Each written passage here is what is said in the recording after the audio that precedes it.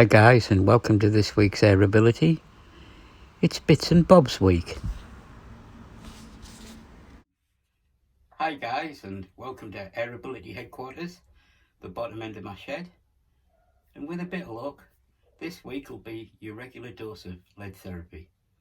So, there's no rifle this week, so what I thought I'd do would take you through my top 5 gadgets and gizmos that I use when I'm shooting that I find really useful. Now, the Airability channel and the Facebook group is all about helping shooters with physical limitations, and some of these gadgets that I'm going to show you today make life easier for me and help me overcome some of my disabilities. So without further ado, why don't we just have a potter on and talk about what I've got on the table here. And as ever, some of this might be of use to you, and if not, have a nice day. So my first tip and my first gadgets are tools. Right? Whether the Allen keys, what I will say about Allen keys and screwdrivers, buy some good quality ones, because the last thing you want is a rifle covered in bolts and screw heads that look like a bomb's hit them, because you're using low quality equipment that bends and buckles when you try and tighten things up. For instance, these really good Allen keys, the flats on the Allen keys are slightly machined concave, so they grip the Allen bolts better. Little things like that make life a lot easier. You don't have that skidding and stuff like that.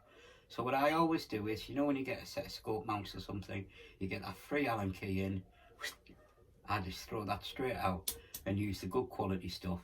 It'll last you a lifetime and give you a lot better results. Right, so good tools. And while we're in the good tool category, I'm going to cheat a bit and have 2 things in the good tool category. And my second thing is a torque screwdriver. What this does is, this allows you to know exactly how tight you are tightening your bolts and your screws on your air rifle. And it's really useful for things like scope mounting. You set what level of pressure you want. For instance, when you're mounting the scope in the brackets, when you put the tube in and put the cap on, those screws should be done at about 2 Newton meters, and you can select that on here and it'll click when you've reached the desired pressure, so you can tighten your scope in correctly. Where the scope brackets meet the rifle on the rail, that's usually 4 Newton meters, a little tighter. So again, you select it on here and it'll click when you've reached the desired pressure. Now why that's good is, if you're ham-fisted like me, pushing my wheelchair, I've got quite strong hands, I can mangle a good bolt. This stops you doing that. It also makes sure that all your bolts are done to the desired pressure and you're not pulling and twisting things like scopes where you shouldn't be. So this one was quite cheap. I think it was about £45–50. Very good value. You can go up to hundreds of pounds if you wanna really push the boat out. But I honestly believe this has saved me more money than it's cost and stopped me damaging things. So I love it. So there's number 1 on my list, tools. If you look carefully on the largest of the Allen keys, you'll be able to see the concave flat sides that I was trying to explain earlier. These help grip the Allen bolts so they don't slip when you need to apply a bit of extra pressure. They also come in a handy little holder so you don't lose any. The torque driver can go right up to 8 Newton meters of torque. That's quite tight. Number 2 on my list, I think every responsible regular air gunner should have one, and that's a chronograph. Now these chronographs range from about £30 to about £150 and beyond. So this one is an FX chronograph. It's about £150. It fits with elastic bands on the end of your barrel. It works on radar. You turn it on at the back here and it links directly to your mobile phone, and that's where the magic happens, right? You get a display on your phone. It tells you your speed, the power of your rifle, the amount of deviance in your shots. It does all the maths for you, and you can print it off, take a photo, save it, keep it for later. You know what I mean? It's an absolute magical piece of equipment. Now what I will say is it's also light. There's no setting up. It really helps me every day. It's nothing to carry, and I can always keep checking my air rifle. I think every responsible air gunner should have one to make sure that their rifles are within the legal limit. And also it helps you track down problems if your rifle's not performing. You can see if it's the regulator, etc., because the speed will go all wobbly and you'll get a big deviance. And these things can save you a lot of time, and they can actually save you from going to jail and keeping the power under the safe legal limit on your air rifle. What I will say is there are also some on eBay for about £30. I'll put a picture up. They don't do any of the fancy stuff, they just have a simple reading of the speed of the pellet. They work fantastically, they're very accurate. You just have to do the maths for all the other magical stuff like deviance and power, etc. But if you're on a budget and you've got a bit of time, they're just as good as the FX. Right, but anyway, the FX Chronograph, well worth every penny. Quick close-up of the FX Chronograph. It's a small, tidy unit, easy to carry and does the job well. Just type chronograph into eBay and one of these budget chronographs will pop up. They're about £30 including post and packaging. As I said, they're every bit as accurate as the FX Chronograph, but you have to do the maths yourself.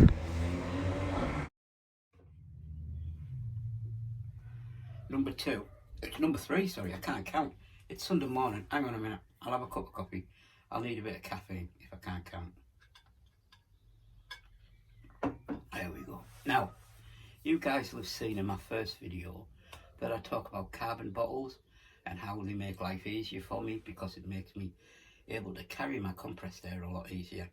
Now, you can go back to watch video number 1, my first awkward foray into the world of YouTube. But I'm not talking about the bottle here. I'm talking about this. It's an electronic gauge that I put on the bottle. Now, I've mentioned, I think in the last video, I've got, a bit of dodgy eyesight, and this allows me to clearly read what pressure I'm filling my gun to. It also tells me how much air I've got left in the bottle. When I'm filling the bottle from the compressor, it also tells me how full the bottle is and when to stop. It's really clear, it really helps me. 99% of people won't need it, but for me it's a big help. It costs about £80 and it's very, very accurate. So that's helped me. If you've got dodgy eyesight, close up, that will be a real boom for you. Quick close up there of the digital gauge. As you can see, I'm running out of puff. Now, number 4 on my list is something I use every day. It's something that I now understand the value of as a benchrest shooter, and I really couldn't do without it. And these are pellet sizes. Now, I have 2 here, and what I've done is I have several sets of these brass dies, which each one's different size, that you force the pellet through. And using one of these plungers, you put the die in the end and then you force your pellets through. Now, I've got 2 main benchrest rifles. One's an Anschutz and one's a Air Arms HFT 500. Now, the Anschutz prefers one size and the HFT 500 another. So I have 2 plungers. This one has the Anschutz die in that it likes. And then, because I'm a moron and I need reminding, this one has an Air Arms sticker on, which shows this is for the Air Arms. And this has the die that suits the Air Arms. When I put this video up on our Airability Facebook group, I'll put a link into Neil, I'll tag Neil, who will be able to supply you with these. He makes them. They're great quality. What I will say is you need to buy a plunger and you need to buy the full range of dies from 4.49 through to 4.53, which enables you to pick the right size for your gun. And remember, every gun is different, even if they're the same manufacturer and type. And also, when you change your pellets, every type of pellet could need a different size when shooting with the same gun. It's all about trial and error, and you will be rewarded with a little bit of time.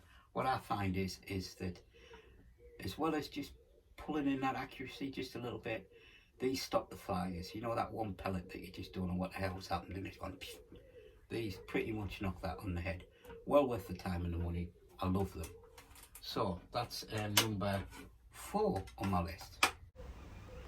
If you're interested in these pellet sizes, drop Neil a message on Facebook. Now, number 5 I haven't got here because it's a bit big, but my Nomad 2 personal air compressor. Now again, in that first awkward video, I do a rundown on how I use my Nomad 2 air compressor, and you can go back and watch that. This Nomad 2 personal air compressor has kept me going all the way through lockdown. It's been faultless. I've used it nearly every day. It's been my number 1 gadget. I would not have been able to shoot during lockdown without that. So if anybody's got problems taking air cylinders to the shop to get filled, whether it's weight or transport you've got issues with, these personal compressors open a whole new world to you, and you're tied to nobody. You can just fill the gun when you want and shoot when you want. The Nomad 2 is responsible for my unlimited supply of air. So that's my top 5. But I do have a few other things in my box that I'd like to share with you. So, but what I would like to say is, one of the things I like to show you, and why it's not my top 5 is, they're absolutely, I believe, of no real practical use. It's just because I like it. And these are these MEC Pellet Puck pellet tins. And the high quality machined aluminium pellet tin. They've got a rubber seal round.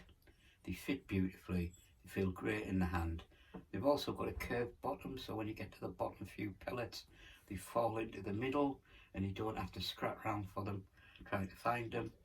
Yes, you know, you can do without them, but if you like a bit of quality hardware, you know, I really enjoy these. I've had this one quite a few years now, and I just bought another one a few months ago.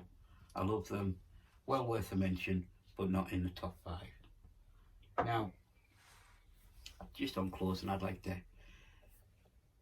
just put a shout out to anybody who wants to join the Airability Facebook group. We're a canny bunch of guys. We enjoy our shooting. We talk about all sorts of things other than air gunning.